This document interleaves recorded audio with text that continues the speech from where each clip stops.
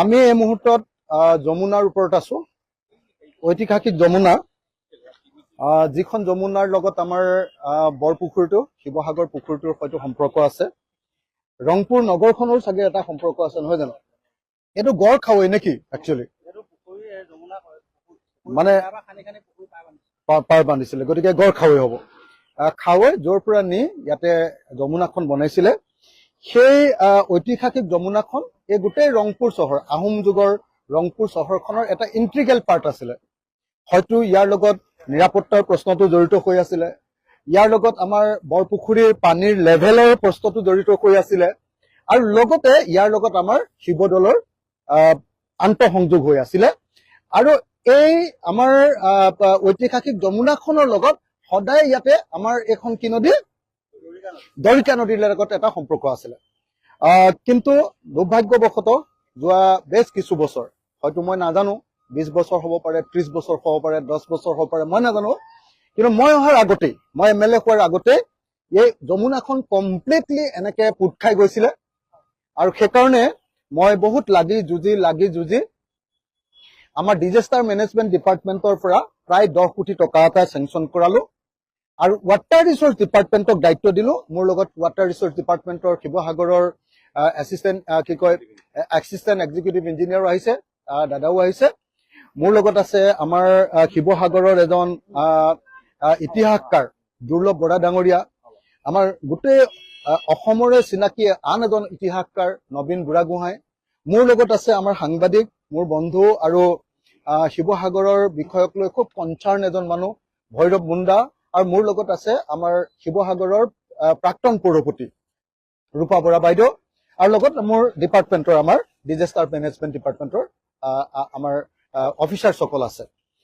এতিয়া আমি চাই ফুৰিছো যে ঠিক আছে, আমি এইটোতো চাফা কৰিছো, আপোনালোকে দেখিছে যে এখন টোটেলি আগতে ডেড এখন যমুনা আছিলে, ইয়াৰ ওপৰত কমপ্লিটলি এনেকুৱা ঘাঁহ জাবৰ আৰু জংঘল আছিলে।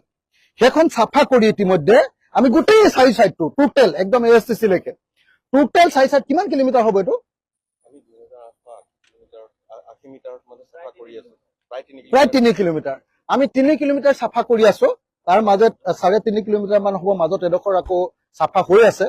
গতিকে 3.5 কিলোমিটাৰ 4 কিলোমিটাৰৰ এইটো কালিৰ বা দৈৰ্ঘ্যৰ এখন যমুনা আমি চাফা কৰি আছো মাত্ৰ 10 কোটি টকাৰে।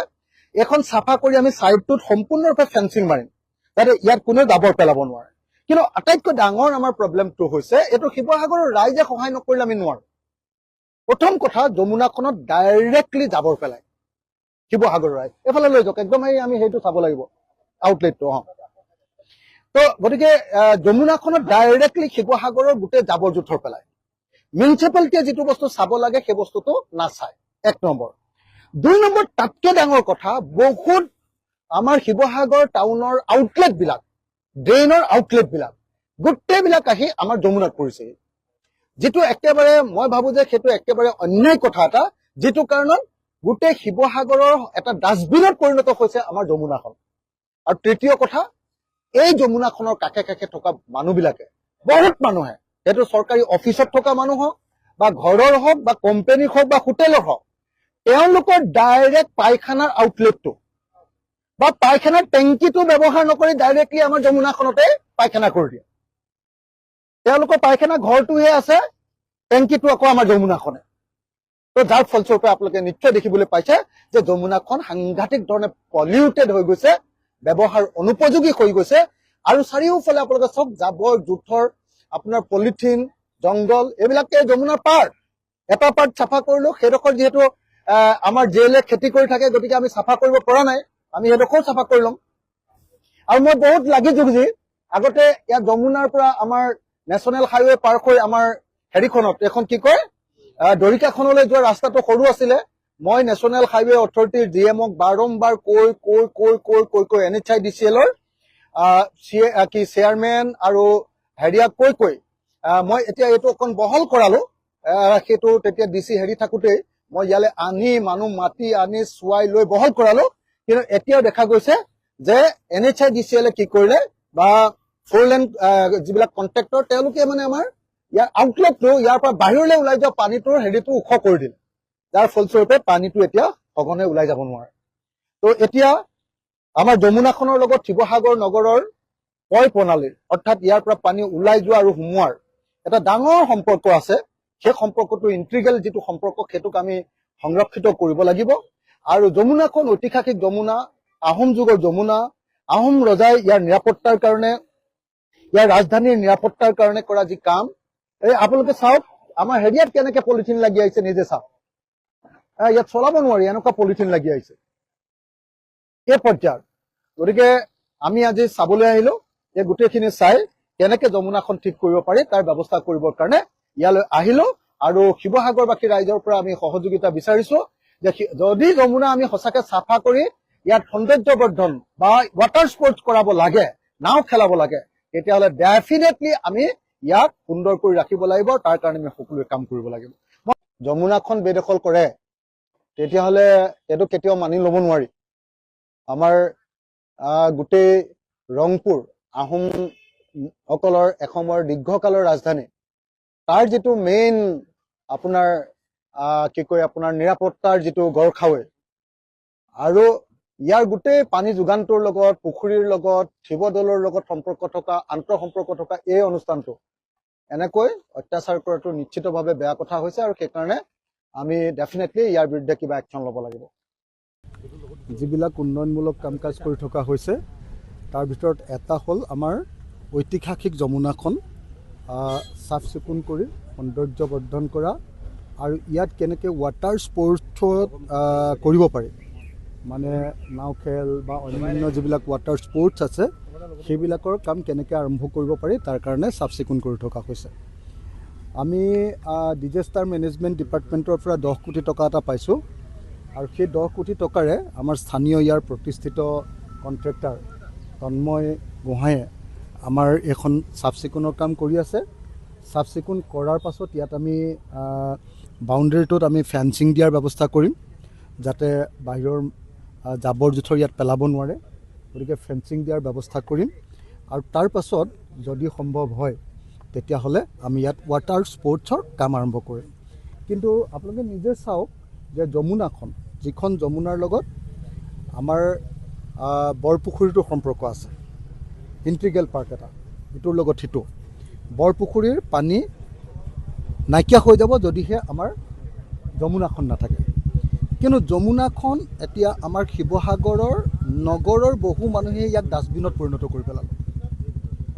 গোটেই আমি যিখন নাৱত গৈছোঁ এতিয়া, সেইখন নাও আমি অতি কমেও 10 বাৰ 15 বাৰ ৰখাবলগীয়া হৈছে, ৰৈ গৈছে।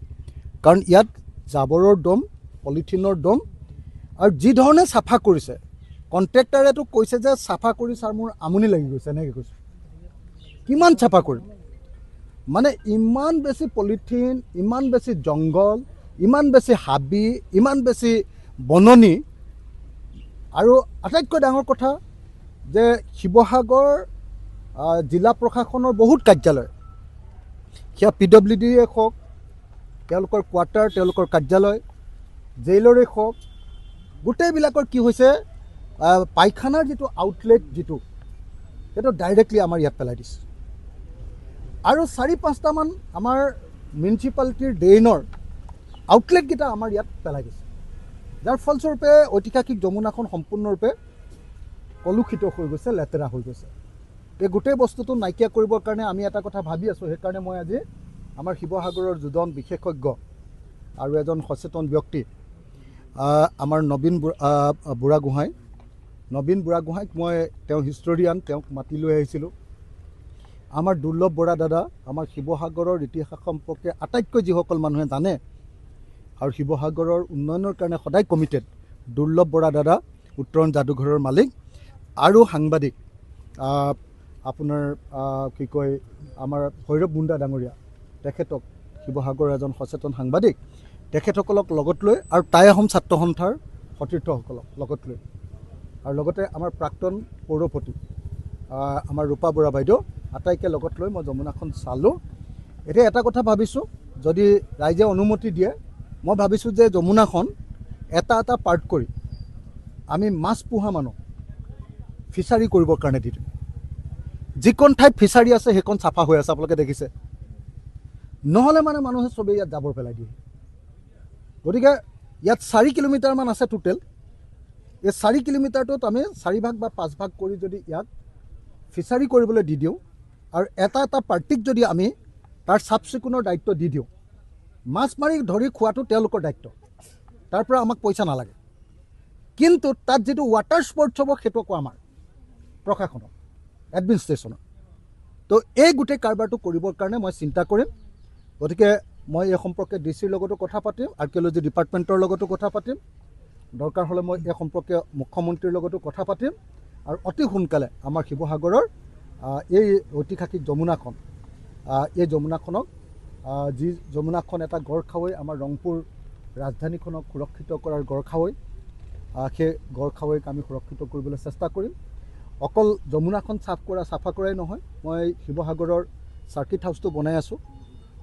শিৱসাগৰৰ টাই মিউজিয়ামটো প্ৰায় 90% ফিজিকেল কাম শেষ হৈ গ'ল। টাই মিউজিয়ামটোক আৰম্ভ কৰিব পৰা হৈছেগৈ, বস্তুবিলাক লাহে লাহে সোমাব পাৰিম। ডিষ্ট্ৰিক্ট ষ্টেডিয়াম যিটো আছিলে সেইটো শেষ কৰি দিলোঁ, কাম প্ৰায় শেষ হৈছে, ফিজিকেল কাম। অলপ এতিয়া আৰু টেকনিকেল কাম কিছুমান আছে, সেইবিলাক কাম চলাই আছে। পানী যোগান প্ৰকল্পটোৰ কাৰণে 35 কোটি টকা আনিছোঁ আৰু এটা 16 কোটি টকা দুটা আনিছোঁ, সেই দুটা কামো চলি আছে। আৰু কি কয় আপোনাৰ আমাৰ ব্ৰহ্মপুত্ৰৰ গৰাখহনীয়াৰ কাৰণে 205 কোটি টকাৰ এটা প্ৰকল্প আনিছোঁ। আপোনালোকে জানে সেইটো এতিয়ালৈকে কাম ষ্টাৰ্ট কৰা নাই। চববিলাক কাম যিহেতু ৱৰ্ল্ড বেংকৰ কাম, এছিয়ান ডেভেলপমেণ্ট বেংকৰ কাম, বহুত কিবা কিবি ইনফ্ৰাষ্ট্ৰাকচাৰ লাগে, সেইবিলাকৰ কাম কৰি আছে। আমি অক্টোবৰ মাহৰ পৰা সেই কামটো আৰম্ভ কৰিব পাৰিম। মুঠতে শিৱসাগৰৰ যিখিনি ডাঙৰ ডাঙৰ কাম, অসমৰ মুখ্যমন্ত্ৰীৰ লগত মই পৰহিয়ে কথাও পাতিছোঁ যে শিৱসাগৰ টাউনৰ পৰা ডিমৌলৈ আমাৰ ইণ্টিগ্ৰেটেড DC অফিচটো নিবৰ কাৰণে ডিমৌ সমষ্টিৰ বিধায়কজনে যিধৰণে ষড়যন্ত্ৰ কৰি আছে, তাৰ বিৰুদ্ধে মই অসমৰ মুখ্যমন্ত্ৰীক জনাইছোঁ। আৰু অসমৰ মুখ্যমন্ত্ৰীক মই স্পষ্টকৈ জনাই দিছোঁ যে যদি দেহাও যাব লাগে তথাপিও শিৱসাগৰৰ পৰা DC অফিচ নাযাব। তো গতিকে এই আটাইবিলাক আৰু ISBT এটা বনাবৰ কাৰণে চেষ্টা কৰি আছোঁ। ISBT এটা, DC অফিচ, তাৰপাছত আপোনাৰ museum, Tai museum, circuit house, খোৱা পানী যোগান প্ৰকল্প দুটা, তাৰপাছত এইটো টাউনৰ সকলো মানুহে দিব পৰাকৈ ডিষ্ট্ৰিক্ট ষ্টেডিয়াম, ৰংঘৰ প্ৰকল্প 142 কোটি টকাৰ, 205 কোটি টকাৰ আমাৰ ব্ৰহ্মপুত্ৰৰ বানপানী গৰাখহনীয়া প্ৰকল্প, আৰু এতিয়া আমি এইখন আমাৰ যমুনাখন চাফ চিকুণ কৰাৰ কাম চলাই আছোঁ। আৰু মই এতিয়া এইবাৰ প্ৰত্যেকবাৰে বাজেটৰ আগে আগে মই মুখ্যমন্ত্ৰীক এখন চিঠি দিওঁ আৰু লগ ধৰোঁ। এইবাৰ লগ ধৰিব পৰা নাই, হয়তো লগ ধৰিম, কিন্তু এতিয়া ইতিমধ্যে মই চিঠি দি কথা পাতিছোঁ হোৱাটছআপত। আৰু অসমৰ মুখ্যমন্ত্ৰীক মই অনুৰোধ জনাইছোঁ যে আপুনি মোক এইবাৰ শিৱসাগৰৰ কাৰণে এটা এডুকেশ্যন হাব, এখন ইঞ্জিনিয়াৰিং কলেজ, এখন ল' কলেজ, এখন কি কয় আপোনাৰ নাৰ্ছিং কলেজ, আৰু এটা চেণ্ট্ৰেল এডুকেশ্যন মানে সেয়া IIM হওক বা IIT হওক এটা দিব লাগে। নহ'লেও আমাৰ উজনি অসমত ক'তো আমাৰ এইমছ নাই, এইমছ এখন দিব লাগে। আৰু সেইটো কথা কৈছোঁ, তেখেতক অনুৰোধ কৰিছোঁ। দিশৰ ওপৰত এখন অভাৰব্ৰিজ বিচাৰিছোঁ, আৰু আমাৰ তলাতল ঘৰত এখন হেৰি বিচাৰিছোঁ, কি কয় আপোনাৰ এটা প্ৰজেক্ট, ৰংঘৰ প্ৰজেক্টৰ নিচিনা। তেখেতে কি কয় নাজানো, কিন্তু আটাইতকৈ গুৰুত্ব দিছোঁ এইবাৰ মই কৈছোঁ তেখেতক যে আপুনি বাকী যি দিয়ে নিদিয়ে মই নাজানো, মোৰ শিৱসাগৰ টাউনখন বহল কৰিবৰ কাৰণে মই 121 কোটি টকাৰ এটা প্ৰকল্প দি থৈছোঁ। টাউনখনৰ ৰাস্তাবিলাক বহলাবৰ কাৰণে, টাউনখনৰ ড্ৰেইনেজ প্ৰজেক্টখিনি বদলাই শিৱসাগৰ টাউনখনক এটা একদম উজনি অসমৰ ভিতৰতে আটাইতকৈ আপ টু ডেট টাউনত পৰিণত কৰিবৰ কাৰণে মই আশা কৰোঁ যে অসমৰ মুখ্যমন্ত্ৰীয়ে আমাৰ শিৱসাগৰ নগৰখনৰ ৰাস্তা পদূলি বহল আৰু পয় প্ৰণালী, ড্ৰেইনেজ ছিষ্টেমটো কম্প্ৰিহেনচিভ ড্ৰেইনেজ প্ৰজেক্টৰ কাৰণে আমি PWD ডিপাৰ্টমেণ্টৰ জৰিয়তে মই তেওঁৰ হাতত দি থোৱা 121 কোটি টকাৰ প্ৰকল্পটো যাতে মুকলি কৰি দিয়ে, তাৰ কাৰণে মই এইবাৰ বাজেটৰ আগে আগে তেখেতক অনুৰোধ কৰি আহিছোঁ। মানে দুটা বস্তু মই কৰিম। এটা হ'ল যে ইয়াতে আমাৰ বাজেটৰ ভিতৰত আমি ফেঞ্চিংটো দিম, আৰু চাফাটো মোটামুটি এটা পৰ্যায়লৈ চাফা হৈ গৈছে, কিন্তু কিমান বেছি আৰু চাফা কৰিব পৰা যাব, বাজেট আৰু কিমান আছেগৈ মই এই সম্পৰ্কে নাজানো। অলপ কথা পাতি লৈ কিন্তু আমাৰ ফেঞ্চিংটো দিয়াটো ডেফিনেটলি হৈ যাব। আৰু যদি এই 10 কোটি 9 কোটি কিমান টকা 9 কোটি টকাৰে যদি নুজুৰে, তেতিয়াহ'লে মই আকৌ অসম চৰকাৰৰ লগত কথা পাতিম। ইয়াৰ কাৰণে আৰু 10 কোটি লাগে, 15 কোটি লাগে, 20 কোটি লাগে, আনি কমপ্লিটলি চাফা কৰি ইয়াক এটা ৱাটাৰ স্পৰ্টছত পৰিণত কৰিম। মোৰ কাৰ্যকালত অন্তত মই যমুনাখনত আপোনালোকে নিজেই দেখিবলৈ পাব ইয়াক এখন ষ্টেণ্ডাৰ্ড বেকৱাটাৰ এটা চেণ্টাৰত পৰিণত কৰিম। যেনেকৈ কেৰেলাত, যেনেকৈ আপোনাৰ গোৱাত আপোনালোকে নিশ্চয় দেখিছে এনেকুৱা বেকৱাটাৰ বহুত আছে, তেনেকুৱা এটা চেণ্টাৰত পৰিণত কৰিম। দ্বিতীয়তে মোৰ ইচ্ছা আছে গোটেই অল ইণ্ডিয়া লেভেলৰ এটা ৰেংলিং কম্পিটিশ্যন, মাছ ধৰা প্ৰতিযোগিতা ইয়াতে অনুষ্ঠিত কৰিম অল ইণ্ডিয়া লেভেলত। আৰু ইয়াত মানে সেই মটৰচাইকেলৰ নিচিনাকৈ যে নাও চলাই যে কি বুলি কয় এইবিলাকক, বিলাক স্পীড বোট, ঢেৰ কিবা কিবা আছে নহয় এনেকুৱা, সেই আটাইবিলাকৰ খেল আৰম্ভ কৰিম। এইটো মোৰ পৰিকল্পনা আছে। আৰু মই শিৱসাগৰবাসীক অনুৰোধ জনাওঁ, যদি আপোনালোকে শিৱসাগৰৰ ঐতিহ্যক সামান্যতমো সন্মান কৰে তেতিয়াহ'লে যমুনাখনত আপোনালোকৰ পায়খানাৰ নলাটো নেপেলাব না। যমুনাখনত আপোনালোকৰ ঘৰৰ বিয়া, ঘৰৰ বস্তু, সকামৰ গোটেই গাৰ্বেজবিলাক ইয়াত নেপেলাব না। আৰু যমুনাখনলৈ যাতে ডাইৰেক্ট পায়খানাৰ এই লেট্ৰিনৰ গুটোকে যাতে পেলাই দিছে, একদম মানে হেৰিয়ে নাই আৰু ডাইৰেক্ট পায়খানাৰ গাঁতটো মানে আমাৰ হেৰিটোৱে আৰু এইটো কৰি দিছে। এইটো বন্ধ কৰিবৰ কাৰণে মই আহ্বান জনাইছোঁ। আৰু যিখিনি মানে আপোনাৰ বেদখল আছে এই বেদখলখিনি অচিৰে ভাঙা হ'ব, অচিৰে বেদখল মুক্ত কৰা হ'ব যমুনাক। সেইকাৰণে মই যোনে যোনে বেদখল কৰি আছে নিজৰ নিজৰ বস্তু লৈ যাবলৈ আহ্বান জনাইছোঁ। নহ'লে চাফা কৰাৰ পাছতে যিমান বেদখল হৈ আছে সকলো বেদখল মুক্ত কৰাৰ ব্যৱস্থা